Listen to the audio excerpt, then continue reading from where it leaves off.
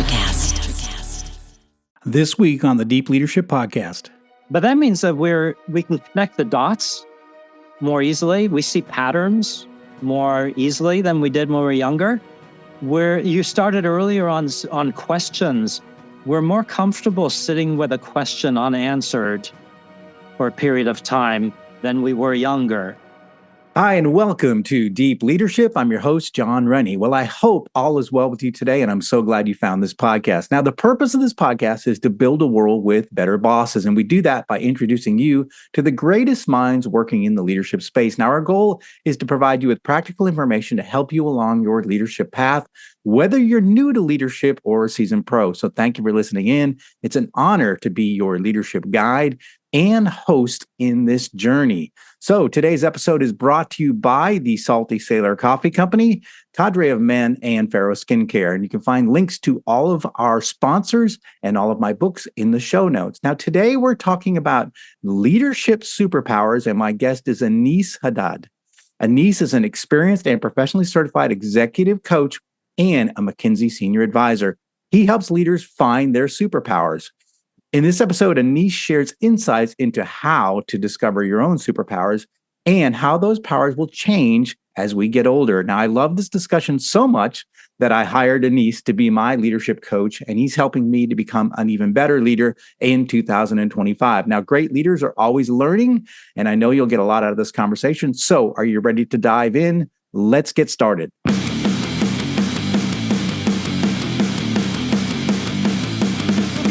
Welcome to Deep Leadership. Leadership is a people business. That's the philosophy of your podcast host, John Rennie. As a former Cold War submarine officer who spent 20 plus years leading businesses in corporate America before starting his own manufacturing business, he knows that leadership matters. Are you ready for some real-world actionable advice from John as well as his expert guests? I'm ready. The show starts right now. Well, welcome to the Deep Leadership Podcast. Today, I'm joined by Aneace Haddad. Aneace is a seasoned C-suite executive coach and McKinsey senior advisor. He has a wealth of experience and expertise in executive leadership, with over 2,000 hours of certified coaching, impacting over 300 individual senior leaders and aiding 100 top teams across 15 diverse industries globally. Aneace has become a trusted guide in steering executive teams to new heights. He is also an expert on how midlife challenges can lead to leadership growth and renewal, and he's the author of Soaring Beyond Midlife, the surprisingly natural emergence of leadership superpowers in life's second half. And I'm excited to have him on the show to learn from his experiences. So Aneace, welcome to the show. Thank you, John. Great to be here. And as I listen to you, I keep thinking, wow, what an old man. The way you describe me. Well, we as we talked before I press record, I'm no spring chicken. So I guess we're going to be talking about midlife. We're going to be talking about later in life. So we're perfect people to talk about that then, I guess, right? So tell us a little bit, how did you go from, being a leadership practitioner now into the executive coaching space? Why did you do it, and what really interested you to get into this field? That was, the transition was pretty painful. I was a techie originally. I was a programmer many years ago, and then became a tech entrepreneur. I built a payment software company in the south of France, grew it to 30 countries, and my clients were banks around the world. And then sold it in 2007 when I was 47. And I had a big team in Singapore, spending a lot of time in Singapore. So I moved at the same time. And I didn't realize it, but I was going through a midlife crisis in that moment, selling my company, moving to Singapore, getting divorced, rebuilding, thinking that I'm going to be a serial entrepreneur because that's all I know how to do. I mean, I was a C language programmer back in Unix days, and what else am I going to do but build another company? And then I discovered that through a difficult process, I discovered that what I was most proud of during the 15, 20 years I was building my company was my people. So I found that when I heard of someone who'd become a CEO, CTO, CFO of another company, I was really proud of that, even more so than the technology. And that just started to kind of go to the back of my mind. And that took me quickly into mentoring. And then from there, it moved into coaching, executive coaching. Then I became certified. And then by 50, I had pretty much made the transition. But it was painful. It was difficult. It was a shift in identity that was quite painful. You go from being a tech CEO in a very niche market and speaking at conferences around the world and invited by bank boards to come in and talk about innovation. And then you become an executive coach, one of thousands or tens of thousands. It was quite a transformation to go through that. That's very interesting. And as we get to talking about the midlife challenges, I want to get into that a little bit more. But one of the things I wanted to highlight is, when I was going through your material, the fact that, you mentioned you're certified, but it's more than that. I mean, you're a professional certified coach through the International Coaching Federation, which is the most prestigious executive coaching body. And so not all, coaches are alike. And so you being a professional certified coach through the ICF, that's kind of special. So tell our listeners, like, what it takes to get to this level of certification. You are not your average executive coach. Well, thank you for that. I'm very flattered. I feel kind of average most of the time, but thank you. So so there are the technical aspects of getting to the PCC level at ICF. ICF, the first level is called ACC, as I'm sure you know, Associate Certified Coach. And you need to have logged 125 hours of coaching with, 25 different clients, something like that. And that takes you to the first level of ICF certification. The second level is PCC, Professional Certified Coach. You need 500 hours logged of professional coaching. That's kind of the technical. And then you need training. You need to go through accredited training organizations, have, I don't know how many hours of training, learning, stuff like that. Part of the process includes, again, this is all mechanical, and then there's the other sides of it that are a lot more complex. Part of the process includes having a mentor coach that will listen into a recorded coaching conversation and critique it. So you go through a process of having several of these calls that you record, and then you have it critiqued by your mentor coach that kind of hones the capabilities.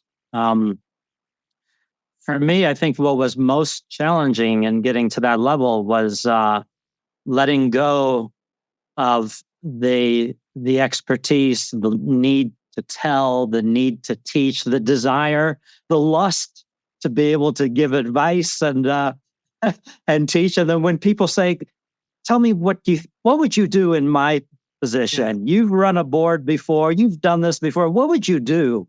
And there's an intense desire to just go there and just talk about some anecdote from the past or something. And it takes a lot of, part of it is training, but a big part of it is practice to let go of that desire, and especially to discover new sources of value inside yourself that are no longer the value that was linked to that experience and expertise from the past.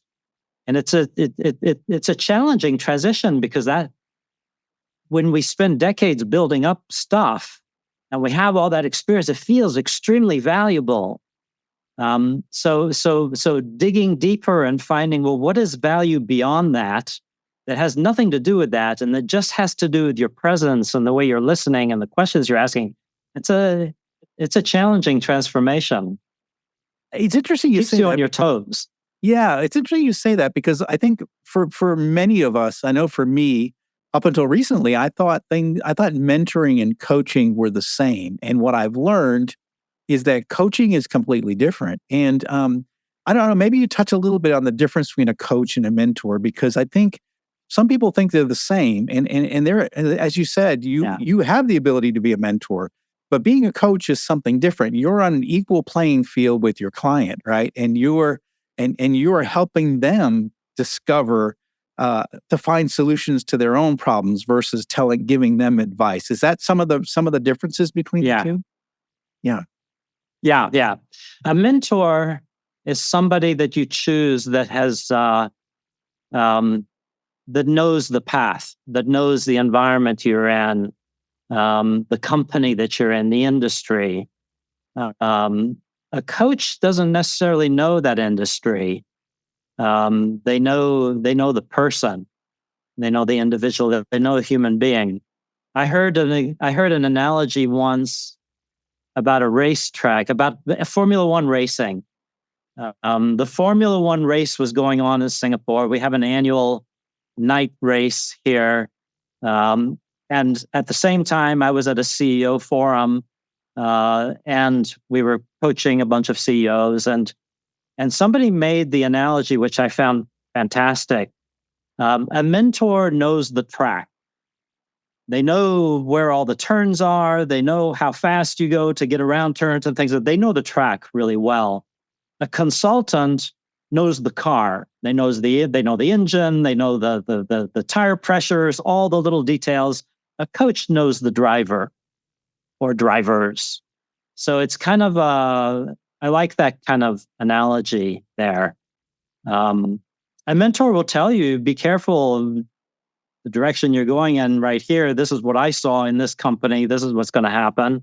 There's a lot more advice that can come up in it. In coaching, you try to get away from that as much as possible, to just be there for the coachee and help them see their blind spots, come up with questions that are difficult to answer. So it's quite a different environment. It's interesting because that answer your question? Yeah, no, it does. Because I get a sense that, like you said, the mentor will show the way based on their experience and what they've done. But I think with a coach, it's you're helping the person learn on their own. It's a lot of like guidance towards self-learning.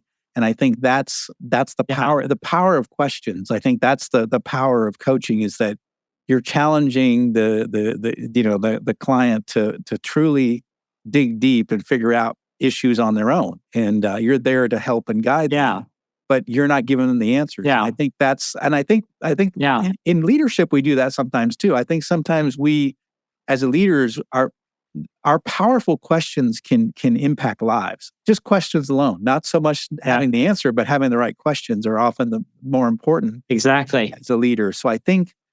But as you say, as an experienced executive like yourself, it's hard to step away from the idea of a mentor. Is like, look, I do know the answers, and I find myself as an older leader, like I have the answers. Like I've been running manufacturing plants for 30 years, right? So my employees come to me, and I want to quickly give them the answer, but I purposely hold back because I want them to experience, what does it feel to get it right? What does it feel to get it wrong? And to learn from those experiences. So I think I find myself as an older leader trying not to tell people how to do it. I'm holding myself back because I want them to learn. I want them to learn on their own. So I see that push and pull just as a leader myself, an older leader, Yep. It's a rabbit hole. It goes really deep. We'll be right back after a quick word from our sponsors. This episode is brought to you by Cadre of Men. Leadership is a people business, and for men, real growth happens alongside those who challenge and inspire you. Cadre of Men is your force multiplier, helping you achieve more strength, deeper connections, and a stronger sense of purpose. I'm proud to call myself a member of this dynamic group. Cadre of Men is built for men who refuse to settle. With dedicated forums covering fitness, fatherhood, business, and more, we provide the tools and camaraderie to help you thrive. Our weekly weekly Zoom calls dive into tough, real-world topics, often featuring expert guest speakers who will push you to sharpen your skills and mindset. Monthly meetups include intense hikes and hands-on building sessions where you forge bonds through shared challenges. From fitness and finance challenges to mastering public speaking, Cadre of Men delivers actionable curriculum in leadership, business, and personal growth. If you're ready to step up, push past your comfort zone, and lead by example, Cadre of Men is for you. Inside the Cadre, we grow together, lead together, and rise together. Visit cadreofmen.com to learn more and take the first step toward becoming your best self. This episode is brought to you by Pharaoh Skincare. I would have never imagined I'd be talking about skincare, but this stuff is truly amazing. Pharaoh is revolutionizing skincare by replacing harmful chemicals with natural ingredients sourced from regenerative farms.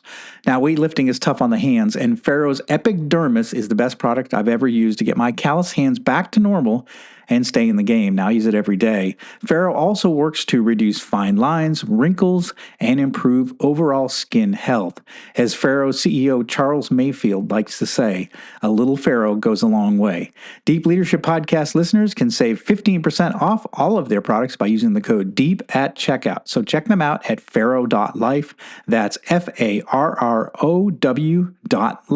This episode is brought to you by the Salty Sailor Coffee Company, the official coffee of the Deep Leadership Podcast. Salty Sailor is a veteran-owned coffee brand on a mission to deliver premium, fresh roasted coffee while making a positive impact in the world. Their motto is drink coffee and do good, which reflects their commitment to making amazing coffee and actively supporting the military community. 10% of every order goes to the Navy Marine Corps Relief Society, an organization dedicated to helping sailors, Marines, and their families in times of need.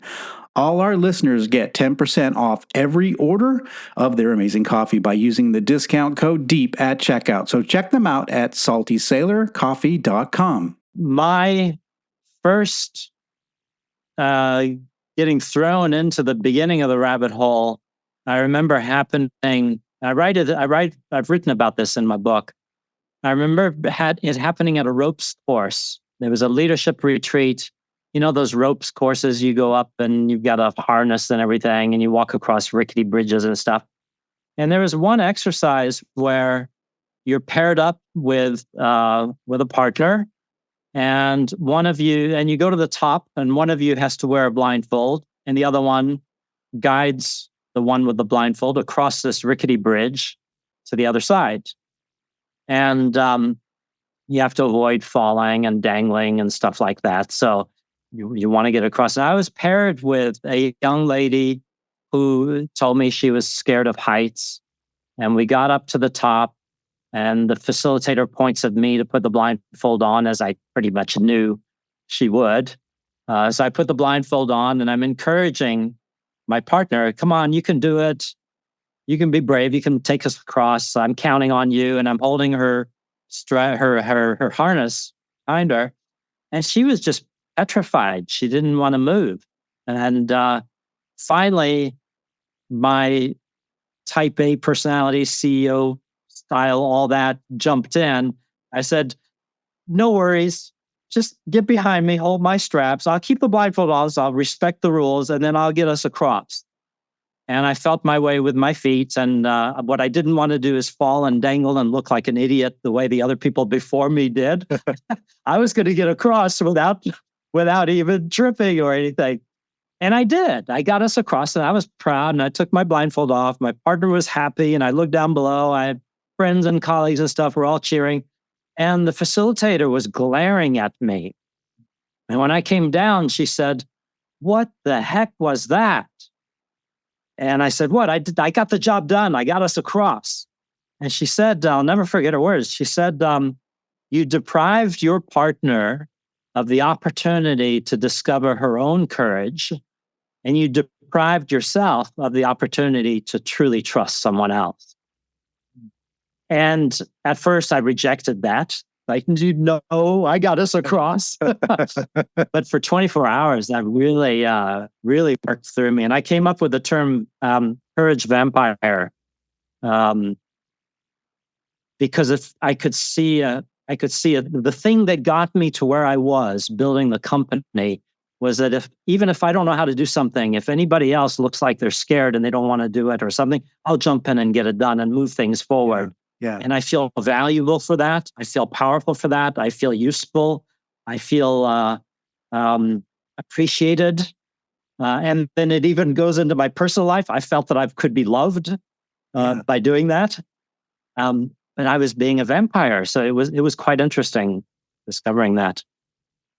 That is a great analogy. And I think that, and again, as a seasoned CEO, I'm quick to jump into things. And so I always have to hold myself back. And because I'm thinking, because I have a lot of young employees, and they're in their late 20s, early 30s, and I really want them to learn these things. And, I had the opportunities to learn them when I was that age, and I don't want to. So I find myself just holding back and just I have the answer, but I'm not going to tell you type of thing, So I love that. So let's switch gears a little bit.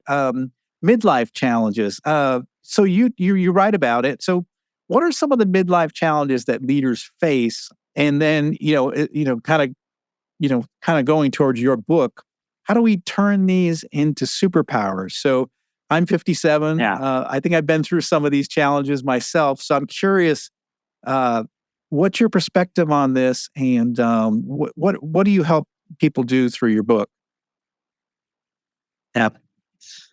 So so the book just came out a few months ago. Around 2 years ago, I made the decision to really focus on this midlife phase. So I made a cautious decision to turn down all work coaching executives and teams under 40.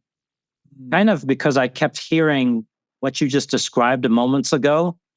Give me advice, tell me what to do, tell me what you would do in my position, all that. Those kinds of questions or that kind of energy I kept seeing in people that I worked with under 40. So I felt and I saw a very distinctive shift above 40. So I felt like I needed to really focus on that over 40 area and really understand much deeper. And then what I came up with and what I write about in my book is 3 winds of change that blow through our lives in our 40s, 50s. And there's physiological changes. Our bodies are changing. We don't have as much stamina as we used to have. Hormonal changes. We have some health issues possibly. We start to be more aware of our mortality and thinking about, is it really worth what I've been doing up till now? Should I be doing the stuff that leads into a midlife crisis? It's typical stuff. At the same time, we start to realize I might be living much, much longer than my parents and my grandparents and great-grandparents. I might be living up to 100. And I would probably want to be active still, way beyond 65. So actually, maybe I'm coming to the middle of my career as opposed to the end of my career when I'm your age, when I'm in my mid-50s. So that's all a physiological wind of change that's really, really picking up speed during that time. Second was neurological. I loved doing the research on that. Things like our prefrontal cortex is slowing down, so we forget where we put our car keys. We might start to forget the contents of a particular cell on a spreadsheet. And that happens while we're presenting to the board and we're going, oh my God, what was that? What was that cell? I knew it yesterday. Yeah. That's the prefrontal cortex that's slowing down. That's happening not so much in our 40s, but 50s, it starts to get up there. That we have little lapses of it. But at the same time, our 2 hemispheres are speaking to each other more. And it might be a compensatory thing to compensate for our prefrontal cortex slowing down. But that means that we can connect the dots more easily. We see patterns more easily than we did when we were younger. Where you started earlier on questions, we're more comfortable sitting with a question unanswered for a period of time than we were younger. It's a slight gradual shift. But when we're younger, we want to close off that question. We need to have the answer. And that's what got us into what we were doing, is because we had great answers for lots of stuff. So that moves us up in the organization. And then with age, it's like we can sit with that paradox, ambiguity. We can look at things like work-life balance. That statement I hear more from younger people. Older people, they go, yeah, we can have both. There's more. That's a gradual thing. Obviously, it's not like binary. Right. But you can sit with that question and say, what would it be like if I had the type of work I really love and a life that I really love? You can sit with those very difficult, paradoxical questions. So that's all. Oh, another one on the neurological wind of change. A fascinating one is our cognitive empathy goes down. So our ability to understand other people intellectually goes down, but our emotional empathy either stays the same or starts to increase. So we get into these situations where we go, God, I don't understand a thing of what you just said or what you're struggling with, but I get you. And it's a powerful thing, because then we can sit in a room with a bunch of people that we disagree with intellectually, who have different views on how we need to do something. And we can sit with that and we can let these views go around until we find, as a group, the way we want to move forward. We're more comfortable with that because of those kinds of changes in our brain. If we lean into it and we allow it to we allow the wind to blow. See, that in a way, I think what you're saying is that now we're becoming a different person. We're the same. We have all those experiences in our life, but there are things happening in our life that change who we are. And we sort of, I've definitely seen it in my life where, I was a hard charger, senior vice president, general manager, running businesses, hard, all about results. And now I feel in my life, I'm all about giving back. I mean, I still run my company, but this podcast, the books I write, I have a lot of young people that work for me, and I feel like my job is to help the next generation. And I'm not so much worried about my own personal career anymore. I'm more about like trying to help others, and like I've achieved a lot of the things in my life. So I'm a little more laid back when it comes to. I'm not as hard charging as I used to be. I'm more comfortable with taking a side. Being in not being in the driver's seat, but being in the passenger seat and just enjoying the view. Yeah, I love how you put it that way.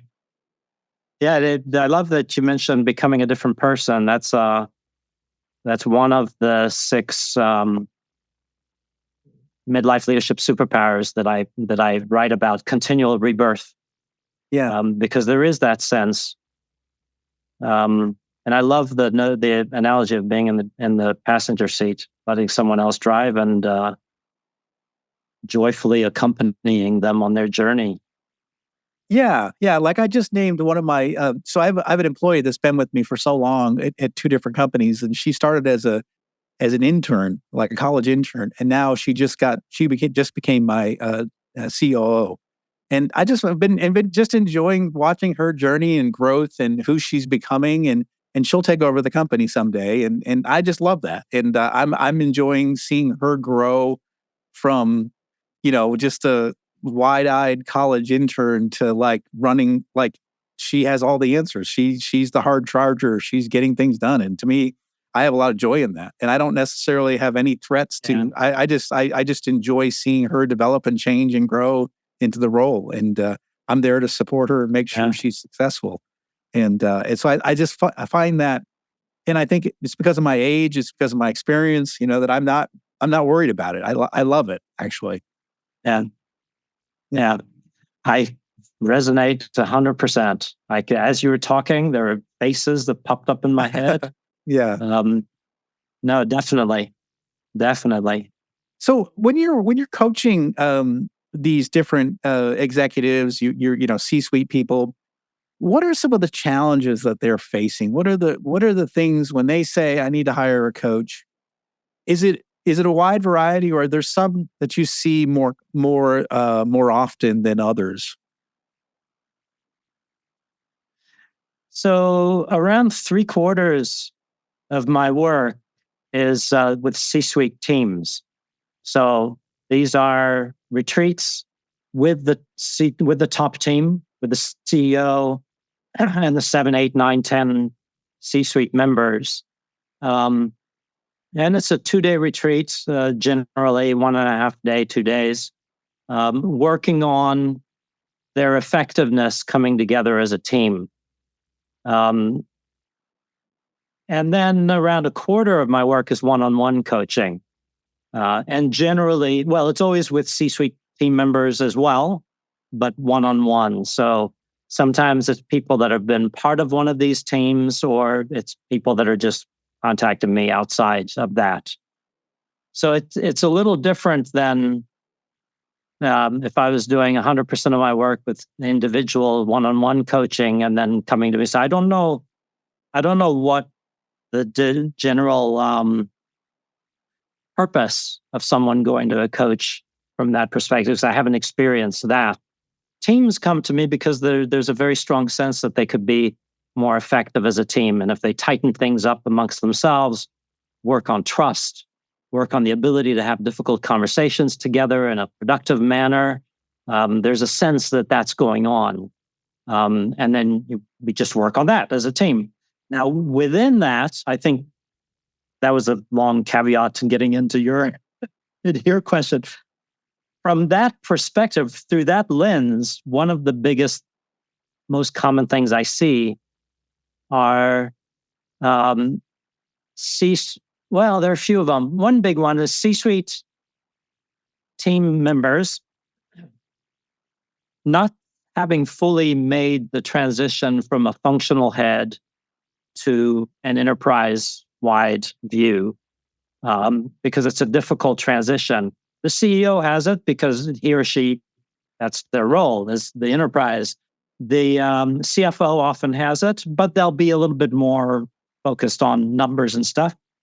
That's kind of it. Chief Operating Officer, they might have a more enterprise level view, but the functional heads, engineering, technology, marketing, managing the branches, whatever, often they still feel a lot of loyalty to that particular function because that's what they grew up in and that's what they're experts in. And there's a process of needing to let go and say, okay, what value do I bring beyond that? So you have situations where people don't speak up unless it's in their area. They feel they don't have anything to offer the rest of the team if it's not. So the CTO won't talk when it's something about marketing, for example, or brand change. So that transition is a common one. How do I get to the point where I do have something? I do recognize that I have value in commenting about these other areas. I'm not an expert in it, and I don't need to become an expert in them to have this value. That's a transition. Another one that's really universal is empowerment. All the little tiny ways that we disempower people unintentionally, but just very little things that we don't think about. And so that's a constant rooting out. That's the rabbit hole that I was mentioning earlier. You're going deeper and deeper and constantly finding stuff area. I love that. One of the things you mentioned, and I found that to be the case in my career as well, is that sometimes you get on a management team, and it's a management team in name only, like it's called the team, but you're not really a team because you're the head of something, and you're brought together, and we focus so much work on building our teams within the organization, and we don't do enough to build our teams at the executive level, and so you end up having a group of almost rivals in some cases, or like I was explaining to one of my college classes a couple weeks ago. Is I was in one of these organizations where you have all these vice president, general managers, right? Like I was, like a line manager, and then you had your staff managers. You had your accounting and your marketing and your strategic guy, and we were the VP GMs were the sharks, and we were very competitive, and we were always trying to outdo each other, and the staff guys were just their experts in their niches, and so it didn't feel like sometimes we were in some business I was in, we actually got to where we were a team, but a lot of times we weren't a team. We were a bunch of sharks swimming around in the same pool. I think it's the best way to describe it. We weren't a team. So, yeah. Yeah, I love the way you describe that because it's very visual. It's usually described much less emotionally as just a group of individuals as opposed to a real team. But yeah, a group of sharks swimming around in the same pool. It's a small pool with a bunch of sharks. That's what it was. And I have this natural, because of my early career, I was a submarine officer. So in my, on a submarine, you all have to work together towards a common mission. So I always try to build alliances and allegiance with my peers. And so I built a lot of alliances with the other sharks. And I actually write about it in my book, like building, start building some groups of sharks that work together. And so just building those alliances and allegiance and saying, hey, I'm not a threat to you. If we work together, we could be more successful. And I found a lot of success in my career collaborating with the other sharks. And so I think that and even that was outside of, like, it wasn't being directed by top management. It was just me saying, look, the only way we're going to be successful is when we work together, versus, competing or fighting for resources and what have you. Yeah. But I think you're right. That was probably my biggest, sorry. That was probably, you're describing, Yeah, is a challenge for sure. Go ahead. That was probably my biggest failure as a CEO. That I failed at that with the sharks. I haven't called them a shark before. It's a rainmakers. Oh, right. Kind of very much similar. And I didn't know how to deal with rainmakers who had much more ambition than their current role and were acting as sharks amongst the others that could be potentially rainmakers. And it got to the point where it was toxic and I never fixed it. And that stayed with me after I sold the company, wondering what could I have done better on that. Now I understand what you're describing, but at the time I didn't. So I think that's very valuable, sharing that kind of experience. Yeah, absolutely. Well, I think what you're doing is really important. Taking executive teams and actually making them a team is one of the things I really see as problematic in my corporate days. I certainly saw it as problematic, and we, like I said, I saw mixed success in that area. Sometimes we were, sometimes we weren't. It depended on where I was in different organizations. But this has been a fantastic conversation. You've given us a lot to really think about. What final message would you like to leave with our listeners? I think it's related. You mentioned something a few times from different angles. Becoming a new person, change. That there's such a topic today. I've moved away. I used to give keynote speeches on resilience. And then over time, I've moved away from that word because it feels too reactive. It's like something bad is happening to me. Let me steal down. Let me get through it. And then once that wave has gone over, I can go back to my life as normal and all that. And that just feels very brittle. And it doesn't feel like what I've experienced in life. I feel resilient. I've gone through a lot of stuff, but it doesn't feel that way. So I've come up with a different term. It's not nearly as easy as resilient. It's joyful rejuvenation. And very much like you described, becoming a new person. It's like we're constantly becoming new people. We're constantly changing. The tastes we have today are different from in the past. There's a study that was done on music tastes. What are your favorite bands today? What do you believe will be your favorite bands 10 years from now? What were your favorite bands 10 years ago? And they discovered that we envision the future as kind of a continuation of today, but when we look to the past, we see that our tastes have changed tremendously from the past. So we're constantly changing, and I think there's a lot of value in realizing that and saying, okay, who am I becoming next? And then finding some joy in that transformation. I'm still alive. I'm still changing. Cool. Let's order pizza. I love that.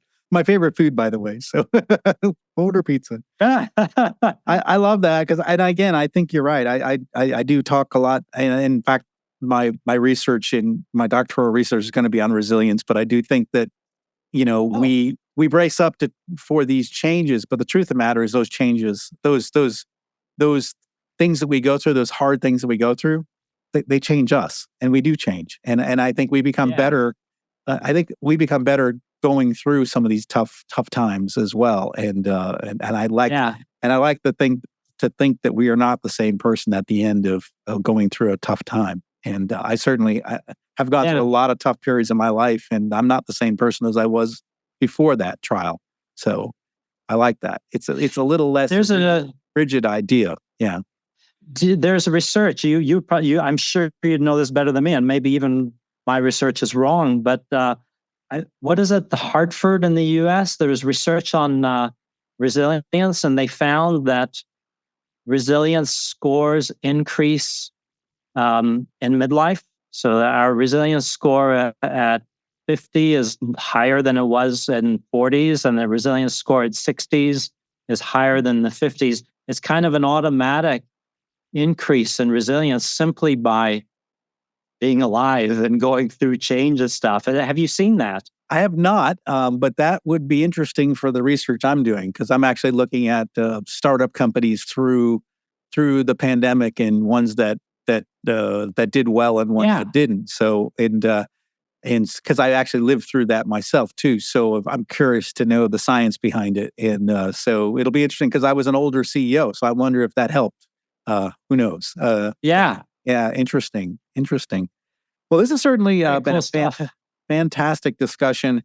Aneace, you've given us a lot to think about. The book is called Soaring Beyond Midlife. But how can our listeners find out more about you, your services, and you've got this book and another book? So my first name is spelled in such a unique way that it was easy for me to get the website for it. So the easiest way to find me is www.aneace.com.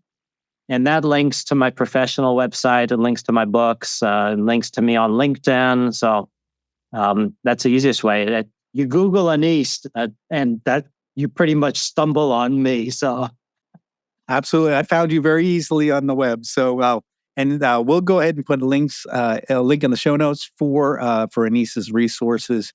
And again, if you're listening to this podcast and you're thinking, "Wow, I've really learned some things from Aneace. I really need to potentially hire a coach, or at least ask Aneace about why I should get a coach, or where should I find a coach?" He's the guy to talk to. So we're going to put a link to show notes, and I highly encourage you to reach out to him if you've got some questions. And the other thing too is, if you're in the midlife area and you're a leader and you're thinking about what's happening in your life and there are changes, you are going through some changes. I went through a lot of changes when I went through that. I highly encourage you to look for this book, Soaring Beyond Midlife, and that's going to help you, guide you through this, because you actually are developing some superpowers that we talked about that are going to make you actually a better leader. You're just going to be a different leader, right? So I highly encourage you to look that up as well. Well, Aneace, I want to thank you for coming on, and thank you for sharing your expertise. This has been a wonderful conversation. Thank you, John. It was really fun. I enjoyed it as well. Well, that's it for today. Thank you for listening to Deep Leadership. If you like this podcast, please subscribe and share so we can continue to build a world with better bosses. Until next time, this is John Rennie saying take care and lead well.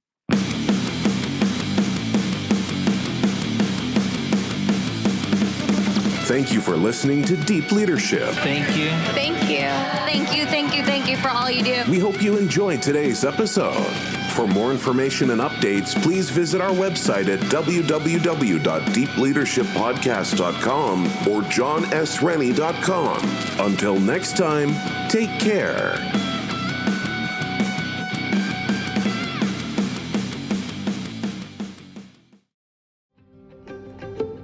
Have you ever wondered what actually happens in Congress every day? Stay informed on Capitol Hill's daily happenings with a concise, factual summary of the Senate and House of Representatives' activities from the previous session, free from bias, on the Congressional Record Daily Digest podcast. Subscribe on your favorite podcast platform and discover the process from the heart of U.S. politics. The Congressional Record Daily Digest, an Electricast production. Electricast. Hello, folks. Earl Breon here, host of the Responsible Leadership Podcast, part of the Best Business Network on Electricast. If you're looking for a show to bring you some of the best leadership advice from some of the top thought leaders around the globe, this is the show for you. You can find us on all the podcast platforms of choice or on social media by following me, Earl Breon, B-R-E-O-N.